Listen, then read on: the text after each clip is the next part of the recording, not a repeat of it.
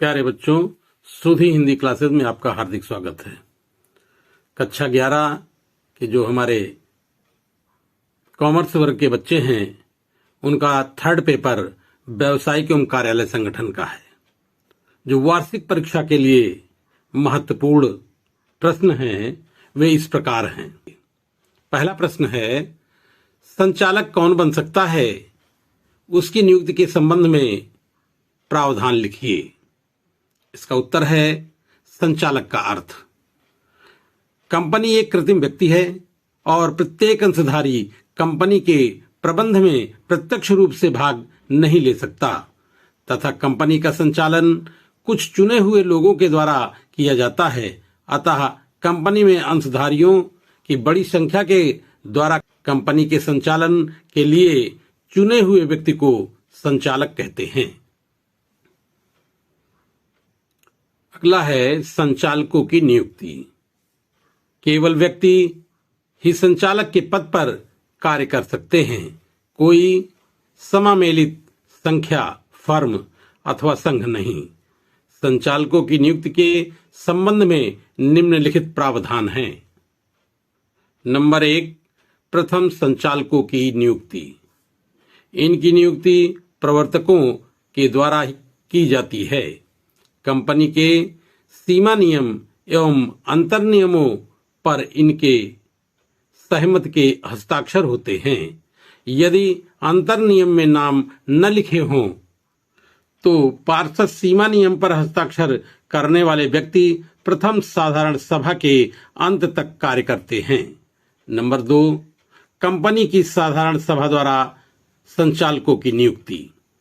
प्रथम संचालकों की नियुक्ति प्रथम साधारण सभा के अंत तक होती है।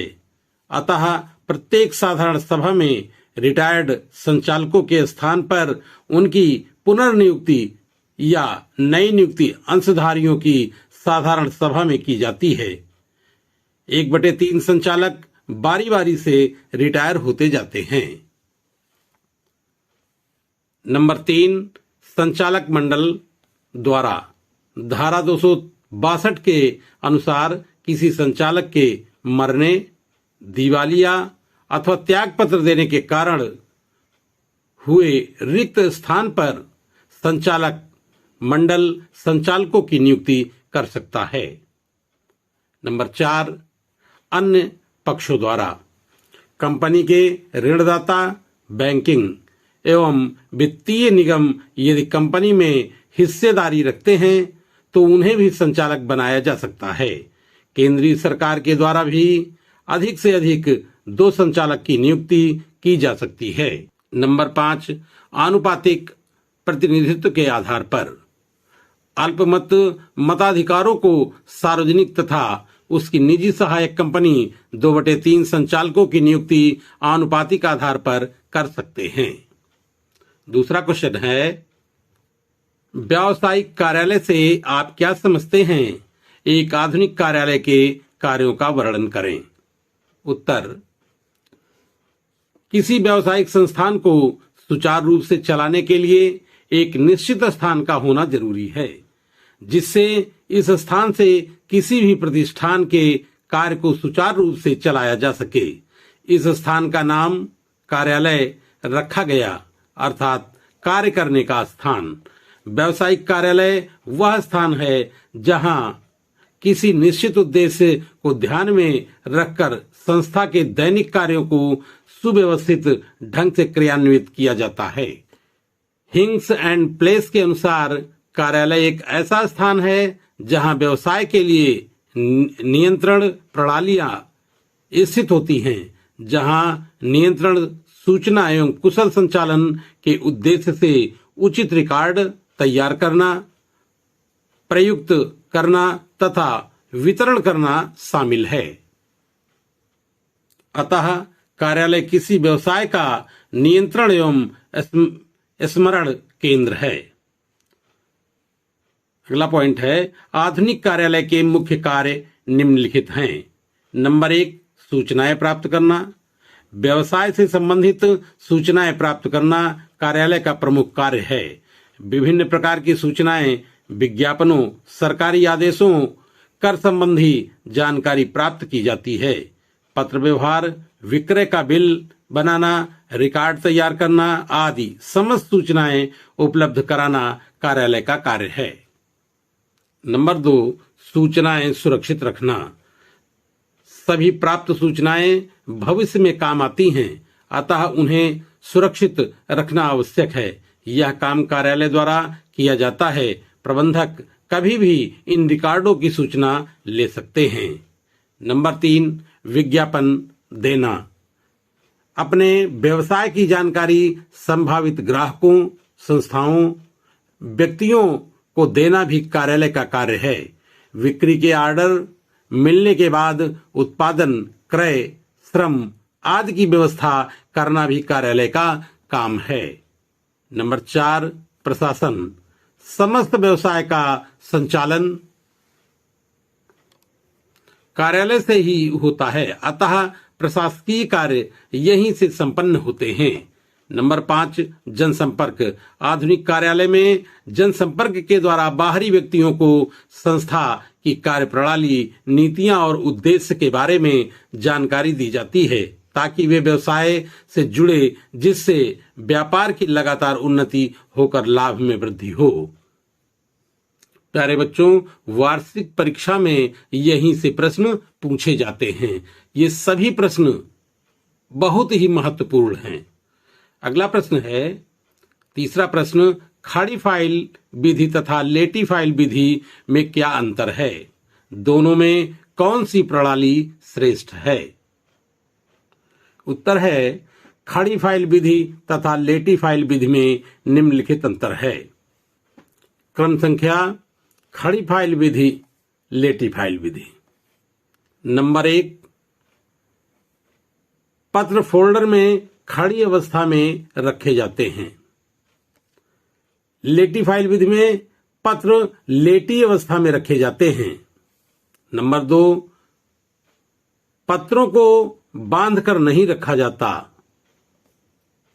और इसमें पत्रों को बांधकर रखा जाता है। नंबर 3, पत्रों को उसके उत्तर के साथ रखा जाता है। पत्रों को उसके उत्तर के साथ नहीं रखा जाता है। नंबर 4 है, प्रत्येक ग्राहक के पत्र अलग रखने से मिलने का खतरा नहीं रहता। लेटी फाइल विधि में है, पत्र एक ग्राहक का दूसरे ग्राहक के साथ मिलने का खतरा बना रहता है। नंबर 5, इसमें खर्च अधिक आता है, लेकिन लेटी फाइल विधि में इसमें खर्च कम आता है।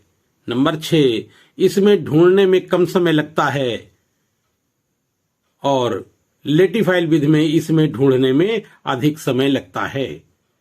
नंबर 7 है, यह प्रणाली अधिक स्थान घेरती है, लेकिन यह प्रणाली कम स्थान घेरती है।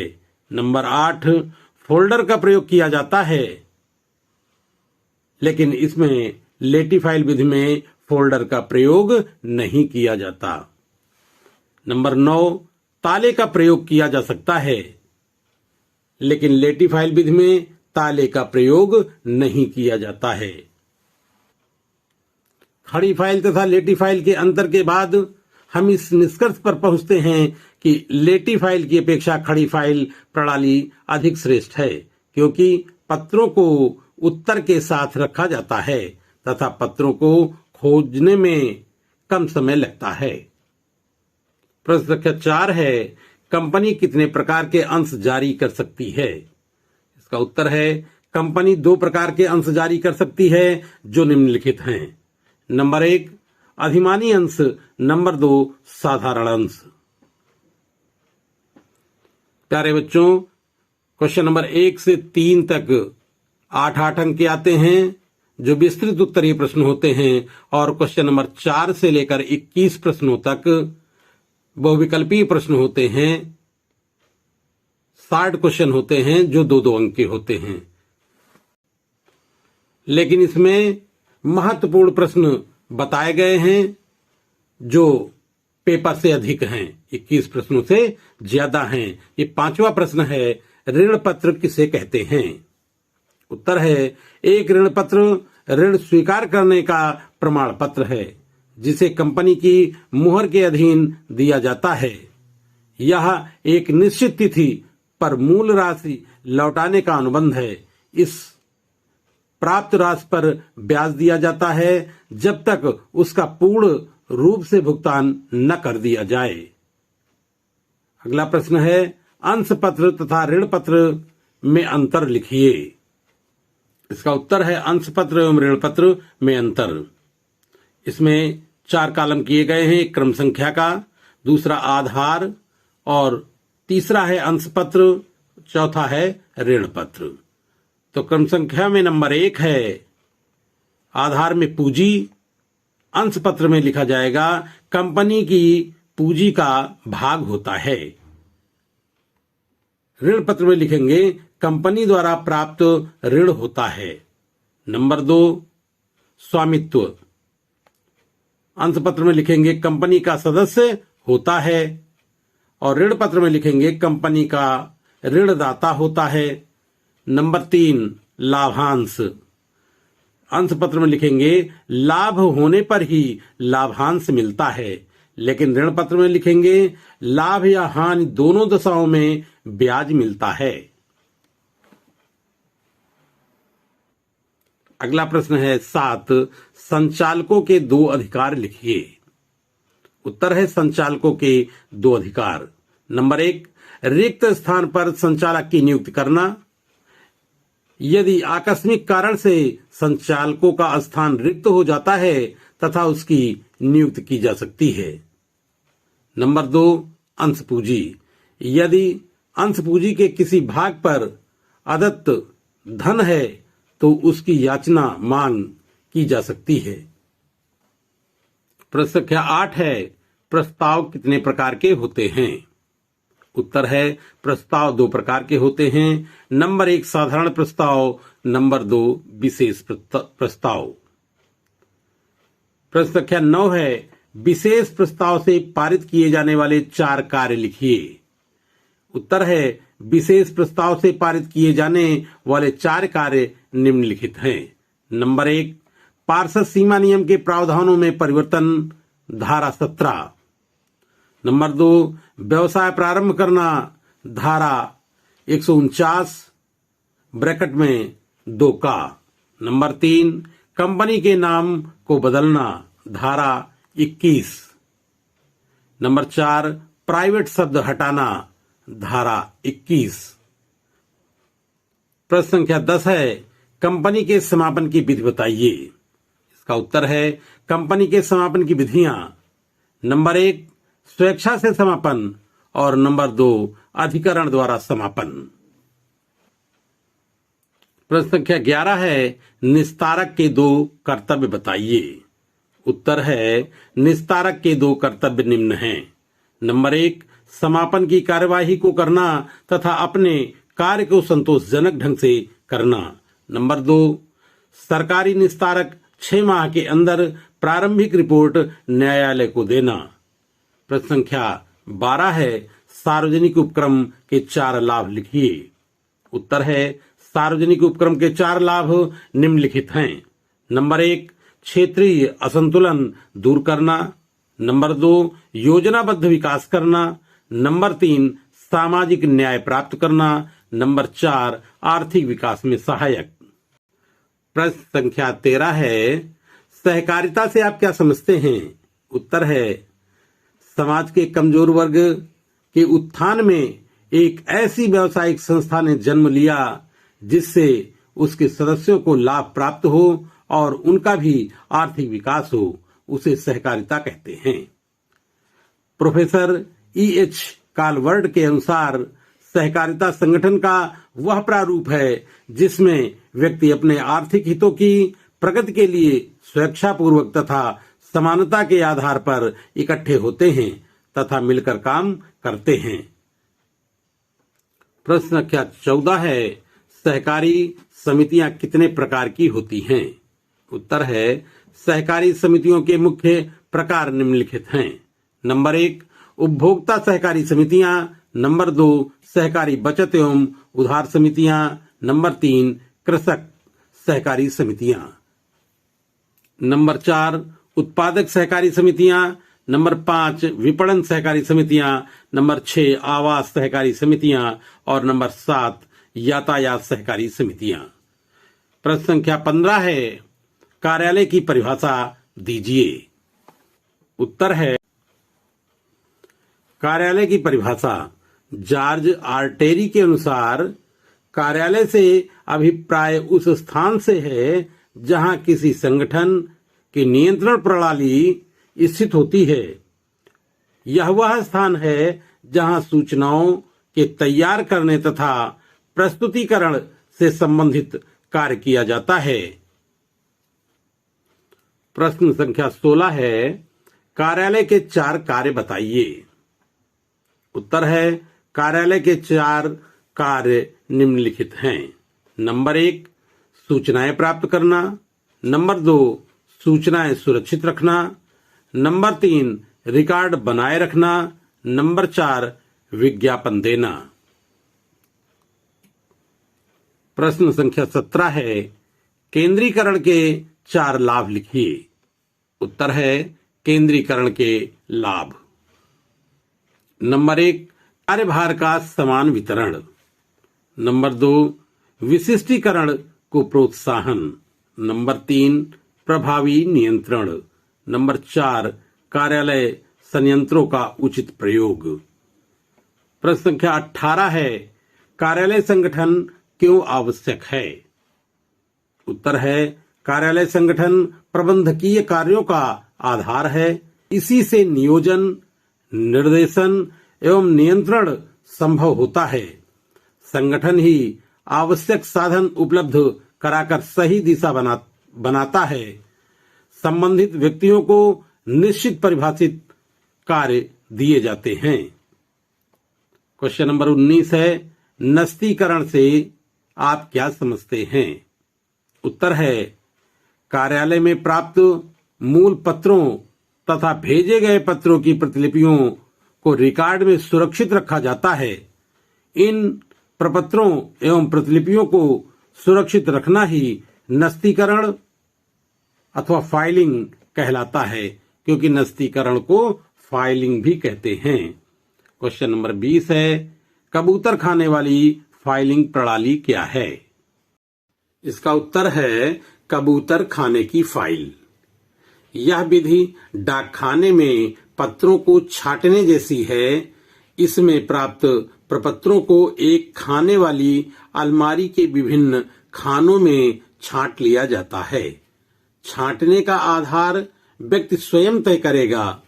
कुछ अवधि के बाद जब अलमारी के यह दराज भर जाते हैं तो पत्रों को निकालकर बंडल बनाकर अलग से कहीं सुरक्षित स्थान पर रख देते हैं।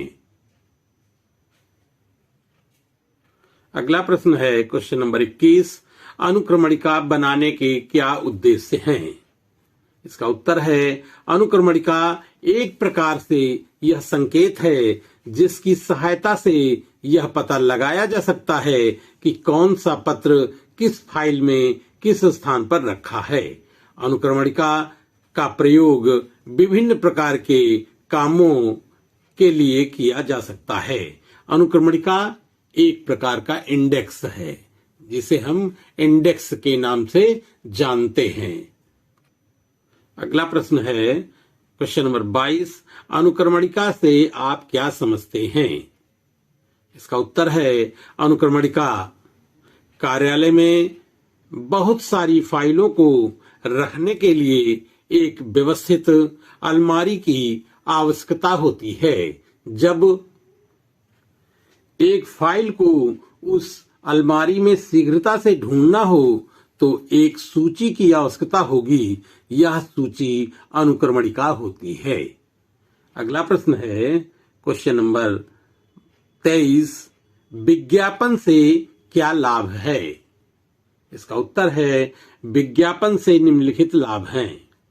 नंबर 1, उत्पादक को लाभ, नंबर 2, व्यापारियों को लाभ, नंबर 3, उपभोक्ताओं को लाभ और नंबर 4, समाज को लाभ।